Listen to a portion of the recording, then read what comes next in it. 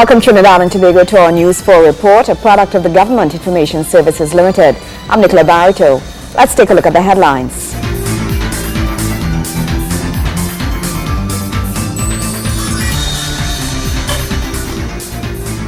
The Food Production, Land and Marine Affairs Minister identifies the horticulture industry as a viable means of bringing in revenue in this country.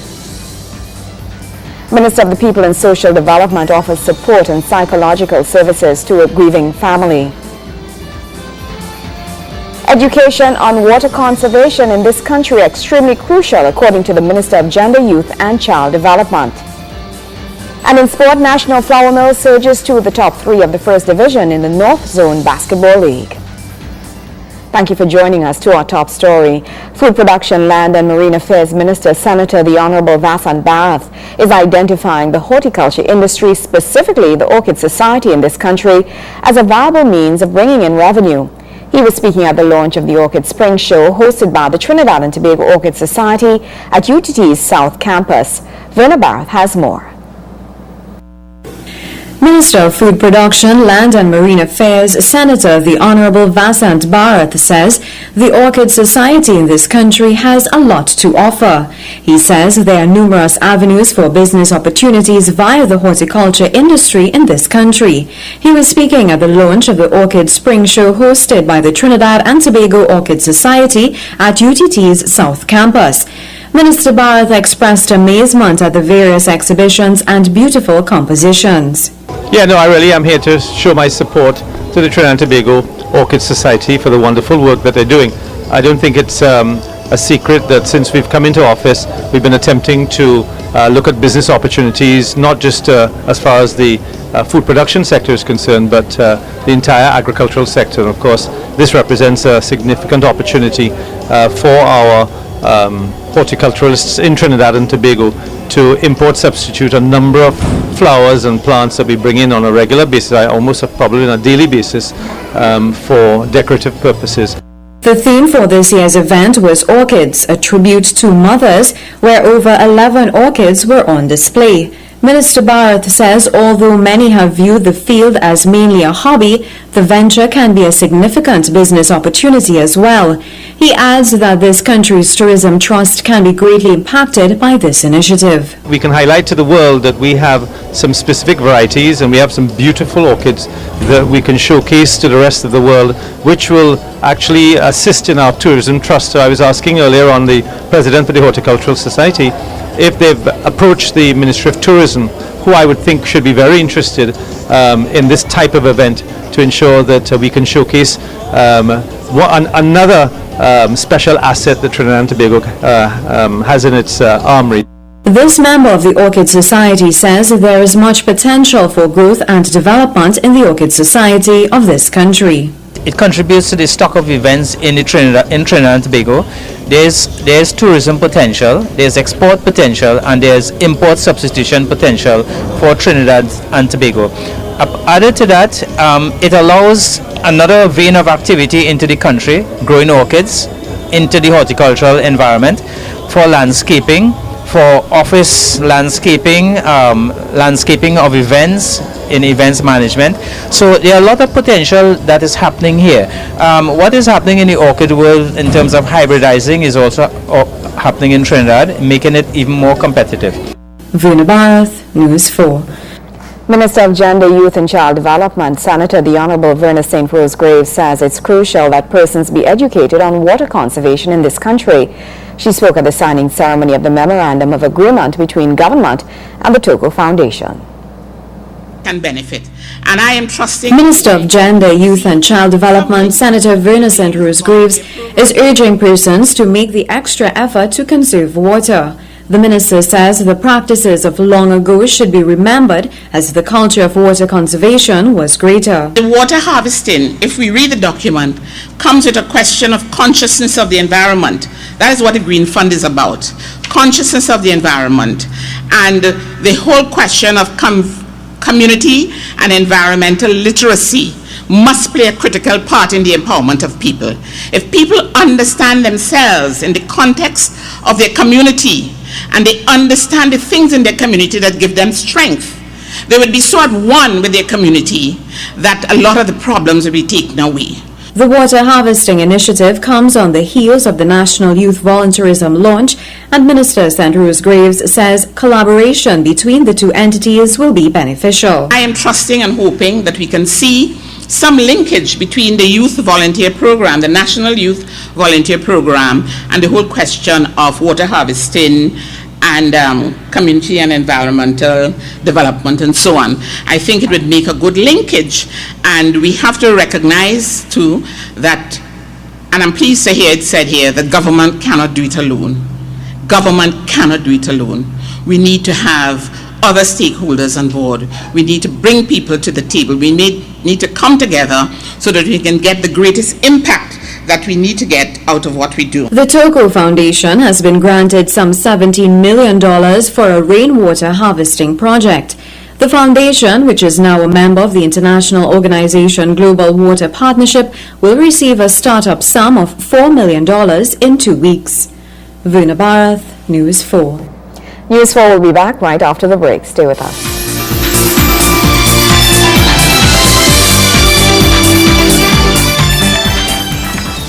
Now, if you are in a flood-prone area, move your valuable items above expected floodwaters. Construct flood barriers to prevent water from entering your home or building. The next big problem that causes flooding is the dumping of garbage and appliances by the river. How much times we will say to put the old stove and fridge by the river bank? Listen, it's going to create even more flooding. Here are some other precautions you can take. Turn off gas and electricity. Unplug all electrical appliances. Put dangerous liquids like strong chemicals and flammable liquids in a safe place and close those containers tightly. Place important documents, passport, deed, birth certificate, in waterproof containers or sealed plastic bags. Common sense now. Park your vehicle in an area that will not flood. Secure pets on higher ground.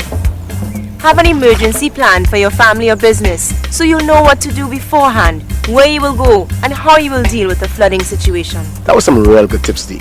But at the end of the day, flooding takes place. And if indeed you become a victim of flooding, here is the hookup.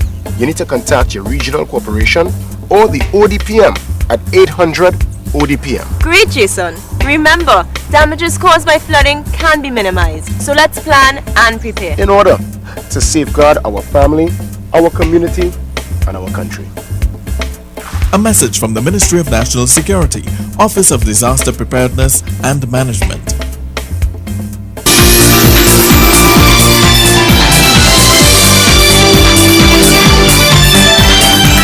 Thank you for staying with us. The national tragedy involving the gruesome murder of a 70-year-old mother and the suicide of her son jolted the country on what the world recognizes as Mother's Day. Minister of the People and Social Development, Dr. the Honorable Glenn Ramadas Singh, who visited the grieving family members offering support and psychosocial services, says much needs to be done to ensure that similar situations do not occur. Verna Barath has the story. Her one wish for Mother's Day led to her gruesome death.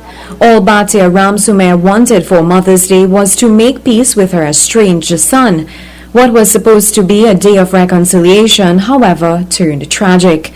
The 70-year-old mother of 5 was bludgeoned to death by her 47-year-old son, Basde Raghuba, at his Suku Trace Barakpur home following an argument over land. Grieving relatives said they had planned a special surprise to celebrate Mother's Day with Ramsumer at her Jones Village, Kanhai Road home. However, the woman was insistent on visiting Raghuba and spending time with him. They had not spoken in over a year, but she wished to make peace. News of the tragedy sent shockwaves through the Southland on the very day that mothers were being celebrated across the world. Minister of the People and Social Development Dr. Glenn Ramadas Singh, however, visited the grieving relatives and is promising government's assistance in the form of counseling and other psychosocial support services. We also have some commitment from Petrotrim, because I spoke to the Minister of Energy and he said that they will provide some stuff for the wake and other help. You know, we will take care of the funeral expenses. Yes. We will also see what in whatever other way we can be of support to the family we will find out this through the counseling sessions or the psychosocial support. I spoke to the Member of Parliament, and we will be contacting the MP's office, who will be keep in contact, because I understand that this is in Siparia. This is actually the Prime Minister's constituency. So we will organize for them to follow up. The manager there, Mr. Danny Maraj, he will be in contact with you, and I will give you contact information where if there's anything that you need as a support from the government at this time, we will be there to help. Accompanying the Social Development Minister were officers from the TT Card Department, Family Services and the Siparia Social Welfare. Minister Ramadar Singh is announcing that there are initiatives in place to prevent such occurrences. He is also urging persons who may suspect that someone is a possible threat to society to call 800-4PPL. There are other people out there who are there to help. I hear your cry, because we really need to prevent these things. That is what you're saying. Rather than have this tragedy. And you know, a lot of this work is unseen. The Family Services Division prevents a lot of these things. But it needs to be brought to the attention of the social workers, the police, family services. And I mean, I could use this opportunity to say that if people know of anybody who needs help, who is unstable, and could be a threat to anyone else, they should call the 800-4PPL line. And if anybody wants to report anybody they think will be of potential danger, I cannot say enough to contact the closest social welfare office, bring it to the attention of the Family Services Division and the police station in the area. Minister Ramadar Singh says the efforts of the social services need to be intensified to prevent future tragedies. This is a very tragic situation, and maybe the advice of one of the sons here today is that this should be a cause for us to be more aggressive in our outreach work, to find persons who are at risk, persons who are potentially violent, persons who have psychological problems, psychiatric problems, and really get help for them or secure them from the society so that incidents like this will not occur. This is a national tragedy. In the history of Trinidad and Tobago, this is something that will be always so sad because of the day that it occurred, on Mother's Day. My ministry is here, and I'm very happy that we were warmly received by the family, and they appreciated the visit on behalf of the Prime Minister and the government of Trinidad and Tobago.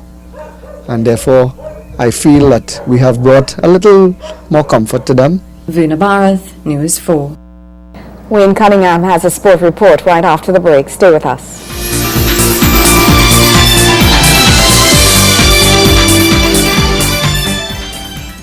Informing and educating the nation, especially the young ones, about water, how it's won and processed, and how it should be protected are just a few of our major responsibilities here at the Public Education Center. The enjoyable learning environment, cultivating conservation habits, developing healthy relationships, and giving our public an appreciation of the environment in which we produce water. WASA's PEC, the region's only public education center on water.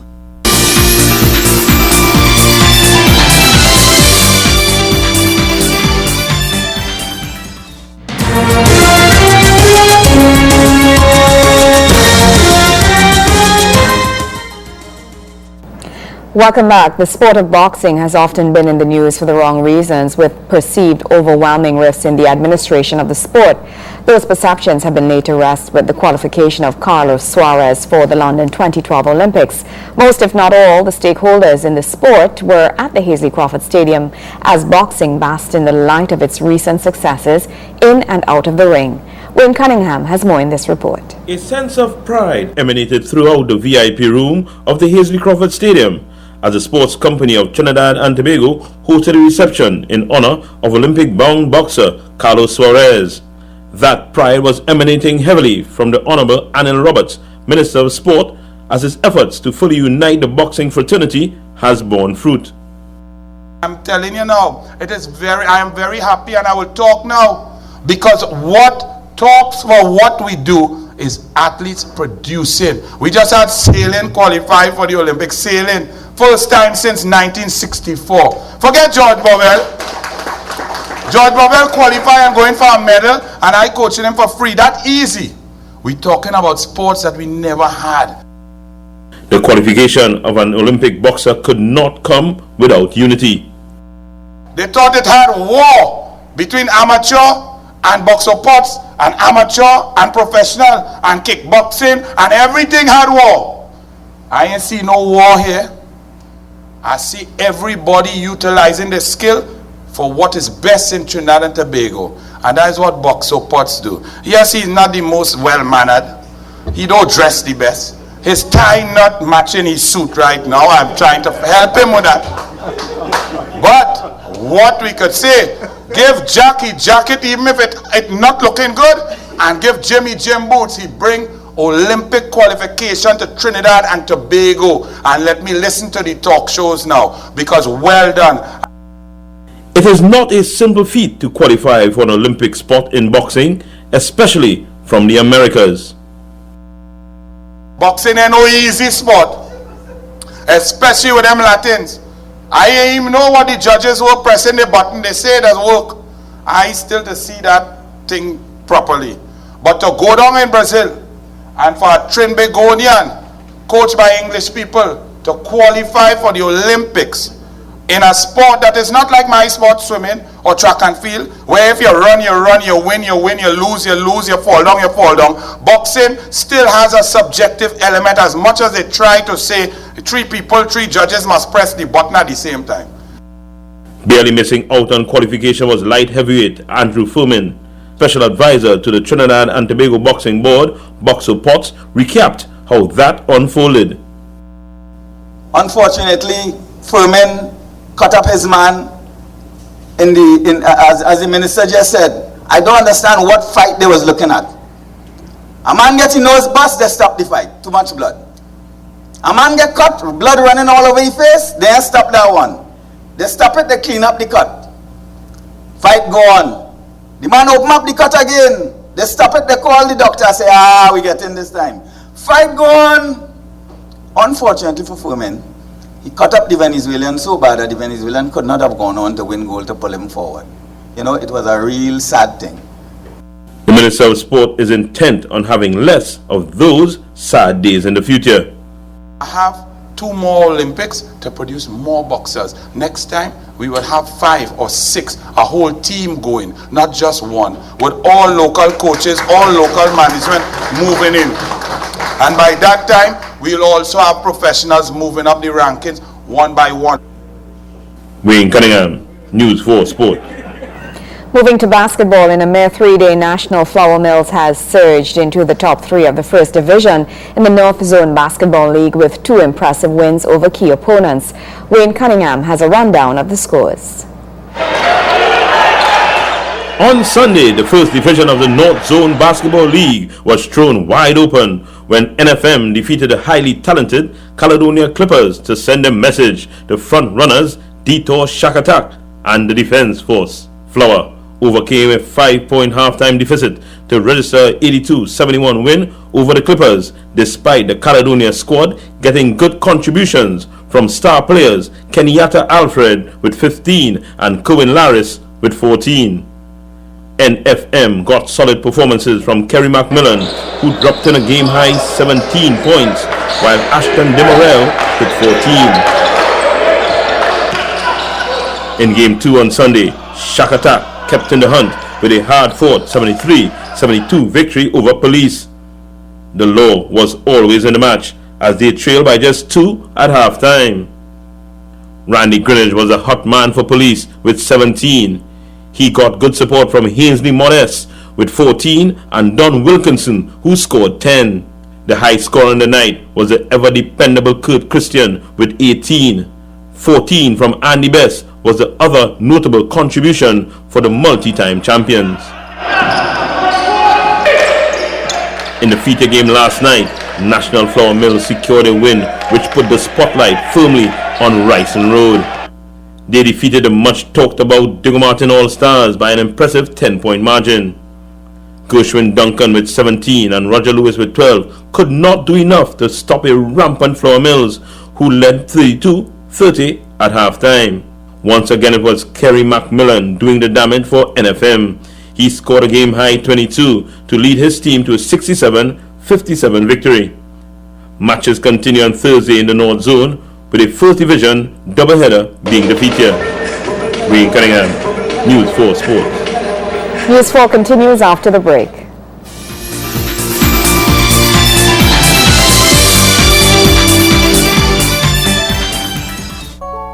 The iPhone 4S has an all-new camera with 8 megapixels and advanced optics.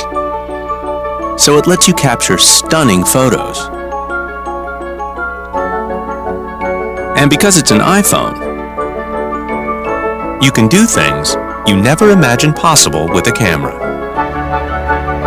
So maybe the only camera you need is the one on the most amazing iPhone yet.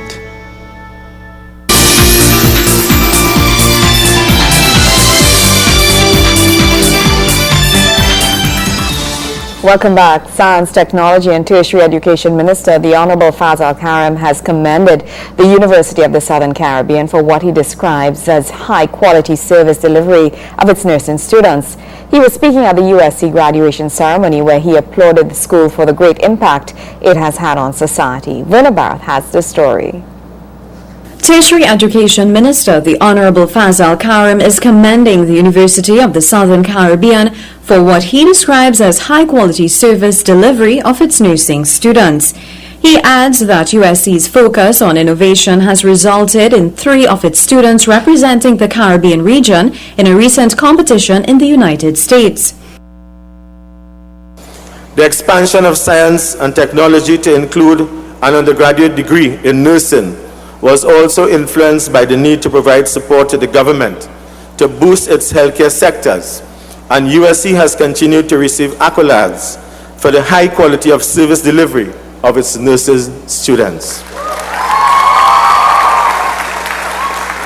As we speak, and during the course of last week, Honorable Prime Minister, myself and other ministers had the distinguished pleasure to launch for the first time in the history of this country simulcast lectures from Mount Hope, the Faculty of Medical Sciences, to the San Fernando General Hospital, which will then include the hospital in Sangre Grande and Port of Spain and Scarborough, and we hope to invite the University of the Southern Caribbean to partner in that regard in terms of blended learning to increase your throughput of nurses in Trinidad and Tobago. The minister says the fact that graduates of institutions can attain prominent positions in the fields of academia, medicine, politics, and religion is enough to indicate that USC is heading in the right direction.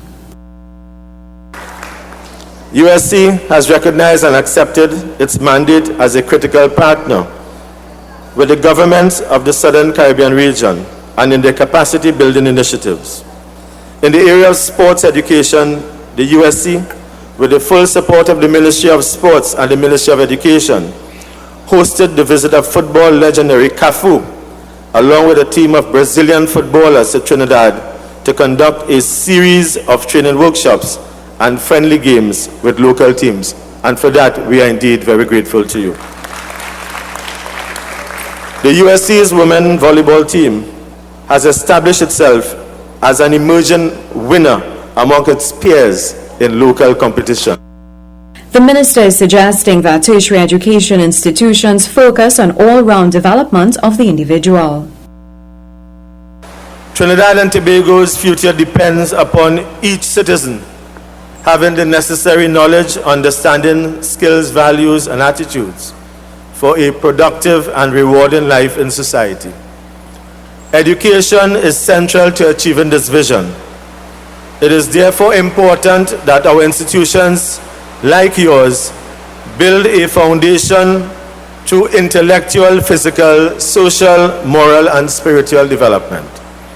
It is in this regard that I wish to commend Dr. Valley and all members of staff at the University of the Southern Caribbean on the work that they have been doing and continue to do and of which we in the government of Trinidad and Tobago are very proud, and I ask you to congratulate them.